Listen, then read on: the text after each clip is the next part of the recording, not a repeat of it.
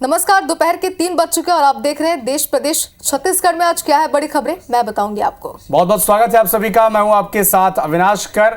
मैं आपको बताऊंगा कि नेशनल लेवल पर कौन सी खबरें बन रही हैं, सुर्खियां। और मैं हूं आपके साथ आकांक्षा पांडे। देश प्रदेश के इस खास बुलेटिन में मैं आपको बताऊंगी मध्य प्रदेश में कौन सी खबरें बनी सुर्खियां। तो बुलेटिन की शुरुआत करेंगे जम्मू कश्मीर और हरियाणा में नई सरकारों के गठन के अपडेट के साथ। तो दो तस्वीरें आपको दिखाएंगे जहां पर उमर अब्दुल्ला ने बुधवार को जम्मू कश्मीर के मुख्यमंत्री पद की शपथ ली है और इसके साथ ही वे इस केंद्र शासित राज्य के पहले मुख्यमंत्री बन गए हैं। सुरेंद्र चौधरी डिप्टी सीएम बनाए गए हैं। उमर अब्दुल्ला के शपथ समारोह में राहुल गांधी, प्रियंका गांधी, अखिलेश यादव, सीपीआई से प्रकाश करात, ये सभी दिग्गज नेता मौजूद रहे। कांग्रेस ने सरकार को बाहर से समर्थन दिया है।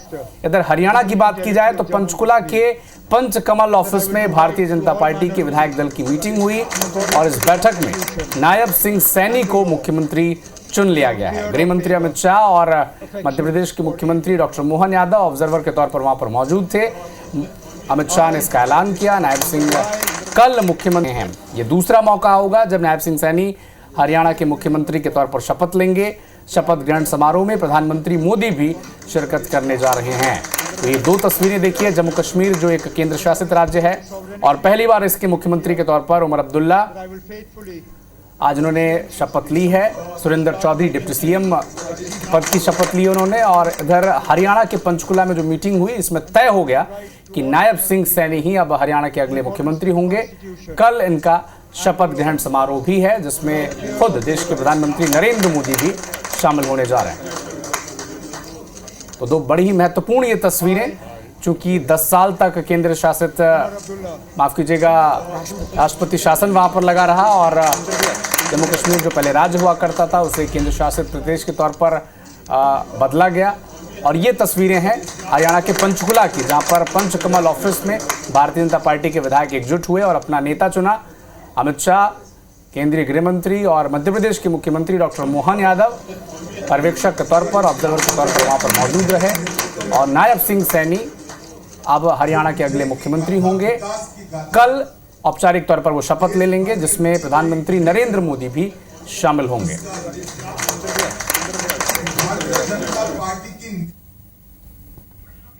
कई सालों से एक प्रकार से 80 के दशक के बाद लगातार तीसरी बार मुख्यमंत्री चुनकर नहीं आता है।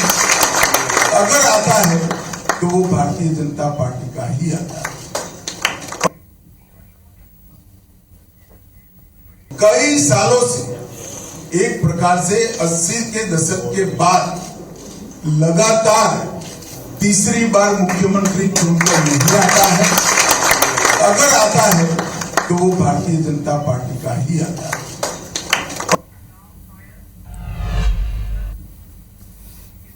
और छत्तीसगढ़ की खबर सुन लेते हैं, जहां रायपुर के दक्षिण विधानसभा सीट पर उपचुनाव की घोषणा के साथ सियासी बयानबाजी तेज हो गई है।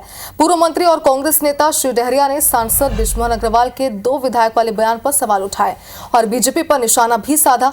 श्री डहरिया ने कहा कि बीजेपी में गुटबाजी है और बृजमोहन पैरेलल राजनीति कर रहे हैं। क्या कुछ उन्होंने कहा, आपको सुनाते हैं। 2 विधायक रहेंगे कहने का मतलब है कि पैरेलल चलेगी भारतीय जनता पार्टी की राजनीति। जो है, जो गुटबाजी है वो खुलकर सामने आ रही है। दरअसल रायपुर दक्षिण सीट पर 8 बार के विधायक बृजमोहन अग्रवाल ने कहा था कि इस बार भी सीट बीजेपी ही जीतेगी और रायपुर दक्षिण को 2-2 विधायक मिलेंगे। रायपुर दक्षिण सीट को लेकर क्या कुछ कहा था बृजमोहन अग्रवाल ने, जरा सुनिए।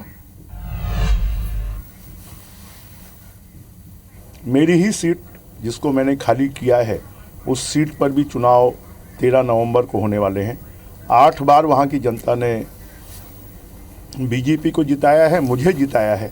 फिर से एक बार वो 9वीं बार बीजेपी को जिताएगी, क्योंकि जनता को अब 2 विधायक मिलेंगे। एक विधायक तो जो अधिकृत रूप से जीत कर आएगा और 8 बार वहाँ की जनता ने विश्वास किया, तो मैं भी उनके लिए वैसे ही काम करता रहूँगा। और चलिए अब रुक कर लेते हैं मध्य प्रदेश की खबरों का। छिंदवाड़ा में विकास कार्यों को लेकर कांग्रेस बीजेपी आमने सामने आ गई है। दरअसल क्षेत्रीय कांग्रेस कमेटी की बैठक में पूर्व सांसद नकुलनाथ शामिल हुए और बीजेपी पर निशाना साधा। उन्होंने बीजेपी सांसद विवेक बंटी साहू के 5 महीने के कार्यकाल का रिपोर्ट कार्ड भी मांगा, जिसे लेकर भाजपा ने पलटवार किया है। जिला भाजपा अध्यक्ष शेषराव यादव ने पलटवार करते हुए कहा कि नकुलनाथ ने 5 साल में क्या किया, जो विकास छिंदवाड़ा में दिखाई दे रहा है, ये भाजपा की देन है। बीते 5 साल में सांसद रहते हुए नकुलनाथ ने कोई भी विकास नहीं किया था। साथ ही कहा कि छिंदवाड़ा का विकास भाजपा सरकार के आने के बाद हुआ है। 5 महीने हो गए आपके नए सांसद को, एक काम बता दें जो उन्होंने यहाँ किया है। सबसे कहना चाहता हूँ कि जब आपके सांसद आए आप उनसे जरूर पूछिएगा कि आपने हमारे क्षेत्र के लिए क्या किया है। देश को प्रदेश को बदला है वो सबके सामने है और इसी कारण है कि वो चुनाव हारे हैं। मैं उनसे पूछना चाहता हूँ वो अपने 5 साल का हिसाब बताएं, एक खीला भी किसी कोने में कहीं गड़ाया हो। तो भाजपा ने संगठनात्मक चुनाव के लिए टीम का ऐलान कर दिया है। राज्यसभा सांसद के लक्ष्मण को राष्ट्रीय चुनाव अधिकारी घोषित किया गया है। ये टीम राष्ट्रीय अध्यक्ष के चुनाव प्रक्रिया का संचालन करेगी।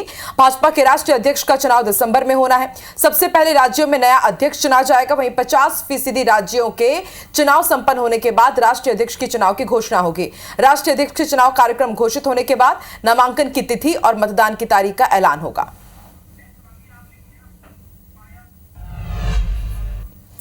और छत्तीसगढ़ के कर्मचारियों को दिवाली से पहले राज्य सरकार ने बड़ा तोहफा दिया है। सीएम विष्णु देसाई ने राज्य के सरकारी कर्मचारियों का महंगाई भत्ता 4% बढ़ाने का ऐलान किया। अब कर्मचारियों को 50% महंगाई भत्ता मिलेगा और ये महंगाई भत्ता केंद्र के बराबर होगा। कर्मचारी संगठन लगातार सरकार से डीए बढ़ाने का ऐलान कर रहे थे और यहाँ पर सरकार ने कर्मचारियों की मांग पर मुहर लगाते हुए डीए बढ़ाने का ऐलान कर दिया है। 4% बढ़े हुए डीए का लाभ कर्मचारियों को 1 अक्टूबर से मिलेगा। 4% महंगाई भत्ता बढ़ाए जाने पर कर्मचारी अधिकारी फेडरेशन के प्रदेश अध्यक्ष कमल वर्मा ने सरकार का आभार व्यक्त किया। साथ उन्होंने 1 जनवरी 2024 से डीए का लाभ देने की मांग सरकार से की है। हमारी सरकार ने निर्णय लिया है कि जितने जो राज्य के कर्मचारी हैं, दीपावली सामने आ रहा है तो राज्य के कर्मचारियों को अभी जो 40% उनको डीए मिल रहा है, तो हम लोग केंद्र के समान करते हुए उनको 4% उनका डीए बढ़ा रहे हैं।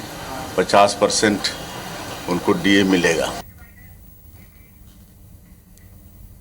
प्रदेश के यशस्वी मुख्यमंत्री आदरणीय विष्णुदेव साय जी ने आज प्रदेश के कर्मचारियों को दिवाली के पूर्व 4% महंगाई भत्ता 1 अक्टूबर से देने की घोषणा की है। फेडरेशन इस निर्णय का स्वागत करता है। साथ ही हम सरकार से मांग करते हैं कि यह जो महंगाई भत्ता है उसे 1 जनवरी 2024 से स्वीकृत किया जाए।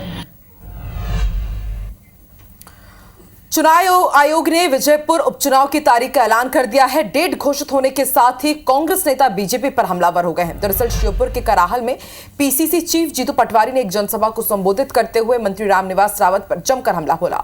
उन्होंने कहा कि सिंधिया के साथ भी हमारे 2 दर्जन से अधिक कांग्रेस के विधायक बिके थे और बाद में भी बिकते रहे हैं, लेकिन उनमें से एक भी विधायक आदिवासी नहीं था। आदिवासी कभी बिकता नहीं है, न आदिवासी विधायक बिका है, न आदिवासी मतदाता बिकेंगे। साथ ही कहा कि मंत्री रावत उपचुनाव जीतने के लिए आदिवासियों को खरीदने की प्लानिंग करके बैठे हैं। वो 1 वोट के बदले 5000 रुपए देने की प्लानिंग किए हुए हैं, लेकिन वो गलत फहमी में है। वहीं कांग्रेस विधायक बाबू जंडेल ने विजयपुर उपचुनाव को लेकर कहा है कि कांग्रेस यहां से चुनाव जीतेगी और अगर कांग्रेस नहीं जीती तो मैं अपना मुंह काला कर रैली निकालूंगा। बीजेपी का रामनिवास जी का प्लान है कि 5000 रुपया एक परिवार को देना है।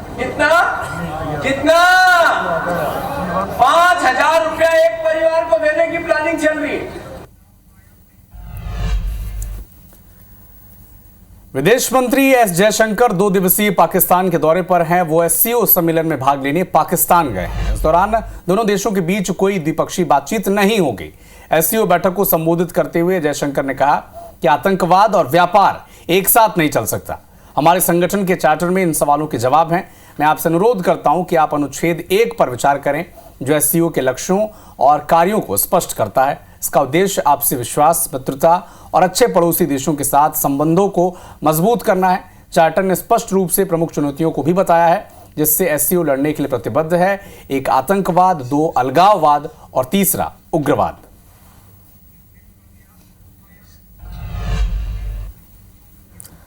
राजधानी रायपुर में एसआई अभ्यर्थी एक बार फिर गृह मंत्री के बंगले पहुंचे और आज ही भर्ती परीक्षा के परिणाम जारी करने की मांग की है। 20 सितंबर को गृह मंत्री विजय शर्मा ने 2 सप्ताह में रिजल्ट जारी करने का आश्वासन दिया था और इसके बाद सभी अभ्यर्थी कैबिनेट बैठक में परिणाम जारी को लेकर फैसला लेने की मांग कर रहे हैं। इधर एसआई भर्ती को लेकर हाईकोर्ट ने भी निर्देश जारी किया है। कोर्ट ने राज्य सरकार को 15 दिन में रिजल्ट जारी करने का निर्देश दिया।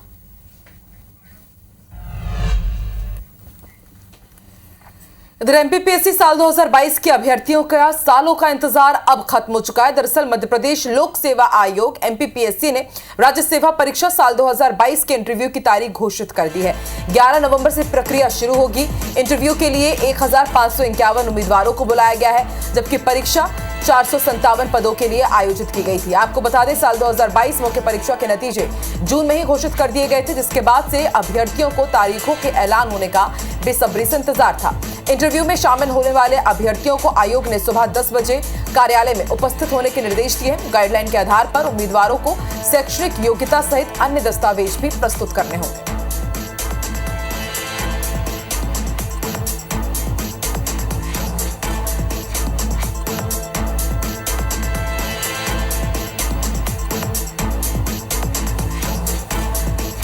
तो अभ्यर्थियों का इंतजार खत्म हो गया है। 457 पदों के लिए 1551 उम्मीदवार बुलाए गए हैं। कल सुबह 10 बजे एमपीपीएससी के ऑफिस पहुंचेंगे और फिर इनका साक्षात्कार होगा।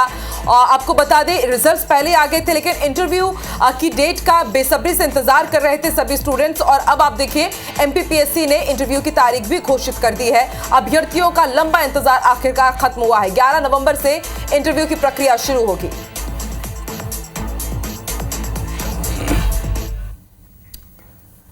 बहराइच में भड़की हिंसा का बुधवार को चौथा दिन है। हिंसा प्रभावित पूरे इलाके में फोर्स फिलहाल तैनात है। महाराजगंज, जहां से इस हिंसा की शुरुआत हुई थी, वहां 2 किलोमीटर इलाके में पूरी मार्केट बंद है। प्रशासन ने लोगों से दुकानें खोलने की अपील की है, लेकिन डर के चलते अब तक दुकान किसी ने खोला नहीं है। इधर मामले में पुलिस ने अब तक 50 लोगों को गिरफ्तार भी कर लिया है। तो बहराइच हिंसा का आज चौथा दिन है। 50 लोगों की गिरफ्तारी अब तक हो चुकी है। चप्पे चप्पे पर जवान वहां पर तैनात हैं। हालांकि प्रशासन ये कह चुका है कि आप दुकानें खोल सकते हैं, लेकिन डर ऐसा है लोगों में कि किसी ने अब तक दुकानें खोली नहीं है, मार्केट बंद है। और जिस तरह की हिंसा दुर्गा प्रतिमा के विसर्जन के दौरान वहां पर सामने आई थी, उसके बाद 2 लोगों की हत्या भी हो गई थी। 50 लोगों की गिरफ्तारी इस मामले में हुई है। और अब भी चप्पे चप्पे के बहराइच में फोर्स तैनात है। और भानुप्रतापपुर में नोटों की गड्डी के साथ भाजपा नेता का वीडियो वायरल हुआ है। वीडियो में भाजपा के मंडल अध्यक्ष आकाश सोलंकी के कार में नोटों की गड्डी दिखाई दे रही है। मामले में तूल पकड़ता देख भाजपा मंडल अध्यक्ष आकाश सोलंकी का बयान भी सामने है। कांग्रेस नेताओं के आरोप के बाद उन्होंने कहा कि ये मेरे पारिवारिक पैसे हैं, मैंने नादानी के कारण ये वीडियो पोस्ट कर दिया। पूर्व सीएम भूपेश बघेल मेरे दादा की उम्र के हैं, उन्हें इस तरह का भ्रम नहीं फैलाना चाहिए। मामले में सीएम विष्णुदेव साय ने कहा कि नोट के बंडल वाले वीडियो की वेरीफाई कर रहे हैं। हमारे लोग और सरकार को बदनाम करने की साजिश चल रही है। वहीं मंत्री दयालदास बघेल ने कहा कि युवक कौन है, युवक के पास नोट का बंडल कहां से आया, ये सब जांच का विषय है। वहीं मामले को लेकर कांग्रेस लगातार बीजेपी पर हमलावर है। पूर्व मंत्री शिव डहरिया ने कहा कि बीजेपी के नेता खुलेआम भ्रष्टाचार कर पैसा दिखा रहे हैं और बीजेपी नेताओं के इन कामों को जनता देख रही है। वो वीडियो में जो पैसे हैं वो मेरे पारिवारिक पैसे हैं, जिसका मेरे पास लीगल डॉक्यूमेंट भी है। मैंने उसको एक स्थान से दूसरे स्थान तक सिर्फ छोड़ा है। रील्स का ज़माना है, तो मैंने भी एक स्टोरी पोस्ट की थी वीडियो बना के, जिसपे भूपेश बघेल जी ने, जो कि मेरे दादाजी की उम्र के हैं, उनको इतनी छोटी मानसिकता का परिचय देना ठीक नहीं है। वो बंडल वाला जो वीडियो आया है उसका वेरीफाई करा रहे हैं।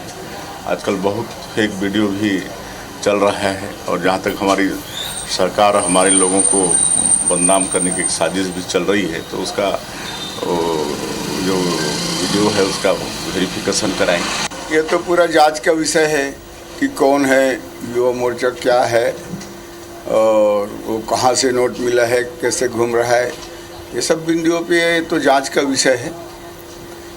उसके बाद ही स्पष्ट हो पाएगा। भारतीय जनता पार्टी के लोग जो है नोट लहराने का काम करना, आज भ्रष्टाचार भारतीय जनता पार्टी में इतना बढ़ गया है कि ये खुलेआम नोट दिखाकर लोगों को डराने धमकाने का भी काम कर रहे हैं। तो ये भारतीय जनता पार्टी की संस्कृति बन चुकी है। आने वाले समय में इसका असर जनता में दिखेगा। और चलिए इस खबर पर ज्यादा जानकारी के लिए हमारे सहयोगी सौरभ सिंह परिहार इस वक्त हमारे साथ लाइव जुट गए। सौरभ, इस पूरे मामले पर अगर देखें तो वीडियो के सामने आने के बाद आरोप प्रत्यारोप का दौर शुरू था और इसके बाद आकाश सोलंकी ने अपनी सफाई तो दे दी, लेकिन जांच की बात इस पूरे मामले पर कही गई थी। अब तक क्या जांच हुई है?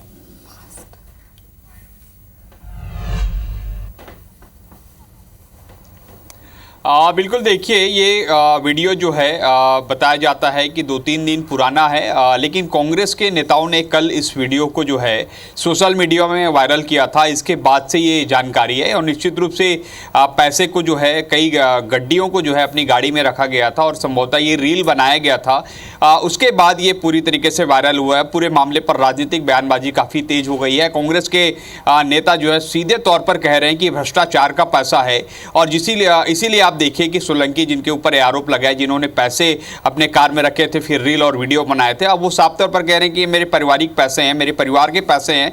लेकिन चूंकि अब ये मामला पूरी तरीके से राजनीतिक हो चुका है, आप उसमें देखिए कि मुख्यमंत्री विष्णुदेव साय का बयान आ चुका है और तमाम कांग्रेस के बड़े नेताओं का बयान आ रहा है। इससे स्पष्ट है कि आने वाले समय में कहीं ना कहीं ये मुद्दा जो है छाए रहेगा कि किस तरीके से बीजेपी के नेता जो है अपने कार में अपने साथ जो है ये पैसा लिए रहते हैं और कांग्रेस के तमाम नेता इसे भ्रष्टाचार का पैसा बता रहे हैं। दरअसल आपको याद होगा कि जब कांग्रेस की सरकार थी तो कांग्रेस के एक विधायक राम कुमार यादव का भी एक इसी तरीके से वीडियो आया था जिसमें वो गड्डी के साथ नजर आ रहे थे, पैसों की गड्डी के साथ नजर आ रहे थे। उसके बाद से कहीं ना कहीं कुछ भी ऐसा जिक्र होता है तो उनका नाम जरूर आता है। तो इसी तरीके से अब दूसरा एक ये हो गया है कि कांकेर के जो भाजयुमो के अध्यक्ष हैं, मंडल अध्यक्ष हैं, उनका ये वीडियो आ गया। आने वाले समय में आप देखिएगा कि किस तरह इस मामले पर और भी बयानबाजी होगी। लेकिन आप देखिए कि जो जिनके ऊपर आरोप लगा है वो तमाम कांग्रेस नेताओं को और खासकर पूर्व मुख्यमंत्री भूपेश बघेल को कह रहे हैं कि वो तो मेरे दादाजी का सामान है, उनको इस तरह के आरोप मेरे ऊपर नहीं लगने चाहिए। लेकिन दरअसल आप समझिएगा कि अभी ये भाजयुमो के पदाधिकारी अर्थात जो है इनकी अभी राजनीति में उतना दिन नहीं हुआ है जितने दिन जो है भूपेश बघेल जैसे तमाम कांग्रेस नेताओं का अनुभव हो गया है, उम्र हो गया है। ऐसे में ये अब राजनीतिक मुद्दा बन गया है जो आने वाले समय में आप देखिएगा कि और जो है इस पर आरोप प्रत्यारोप होंगे। बिल्कुल सौरभ, जैसा कि हम भी देख रहे हैं कि आकाश सोलंकी ने तो ये कह दिया कि उनका पारिवारिक पैसा, लेकिन ये पूरा मामला राजनीतिक मोड़ अब ले चुका है। आगे अपडेट जरूर आपसे लेंगे। फिलहाल बहुत शुक्रिया तमाम जानकारी के लिए। एनसीपी अजीत गुट के नेता बाबा सिद्दीकी की हत्या की साजिश 3 महीने पहले से ही बन रही थी। आरोपी कई बार बिना हथियार के बाबा के घर भी गए थे और ये खुलासा मुंबई क्राइम ब्रांच ने मंगलवार रात किया है। पुलिस के मुताबिक पूरी प्लानिंग पुणे में बनी। शूटर गुरमैल सिंह और धर्मराज कश्यप ने यूट्यूब पर वीडियो देखकर शूटिंग सीखी। ये लोग मुंबई में बिना मैगजीन के शूटिंग प्रैक्टिस करते थे। 12 अक्टूबर की रात बाबा की गोली मारकर हत्या कर दी गई थी। बेटे जिशान के बांद्रा बने दफ्तर में थे। बाहर निकलते ही उन पर 6 गोलियां चलाई गई। वारदात के बाद पुलिस ने 3 आरोपियों को गिरफ्तार कर लिया है। चौथा आरोपी हरीश बालकराम 15 अक्टूबर को बहराइच से पकड़ाया गया था।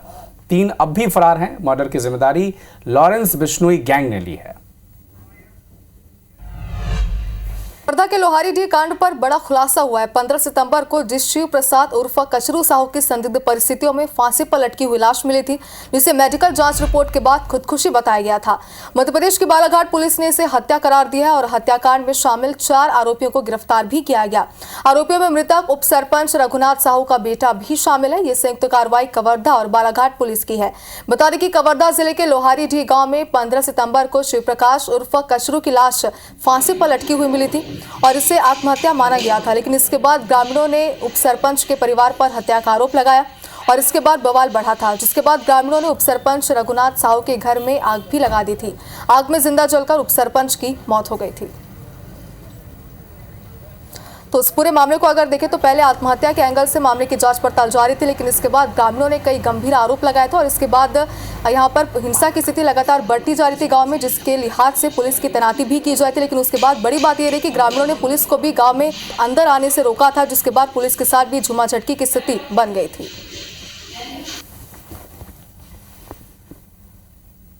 पहले भी ये बात नहीं थी कि उसने आत्महत्या किया है। वो मृत पाया गया लटक करके और दम घुटने से मृत्यु हुई, ये विषय था। अब ये दम घुटने से मृत्यु कैसे हुई, क्या कोई षड्यंत्र इसके पीछे था या उसका स्वयं की उसकी प्रेरणा थी, ये स्पष्टीकरण होना बाकी था। पूरी तरह से वो मामला जो है हत्या का मामला था। यहाँ की सरकार, यहाँ की पुलिस पूरी तरह से इस घटना को सुसाइड का रंग देने लग गई। प्रशांत साहू के मामले में भी उसको गलत रूप दे रहे हैं कि वो मिर्गी का पेशेंट था। आज उसके ऊपर भी इसी तरह से यदि जांच कराई जाए तो पूरी तरह से सच्चाई सामने आएगी कि पुलिस की मारपीट के कारण ही प्रशांत साहू की मौत हुई है। मिनी मुंबई इंदौर में क्राइम की 3 खबरें सामने आई है। यहां विजयनगर थाने से चंद कदम दूर सयाजी चौराहे पर राह चलते एक युवक की पिटाई कर दी गई। दूसरी खबर आजाद नगर से सामने आई, जहां घर के सामने रेत गिट्टी के डालने के दौरान पड़ोसियों से झड़प और विवाद हो गया। वहीं इंदौर में चोरी करने वाली 2 युवतियों को पुलिस ने हिरासत में लिया है। महिला चोरों ने व्यापारी के बंगले में वारदात को अंजाम दिया था।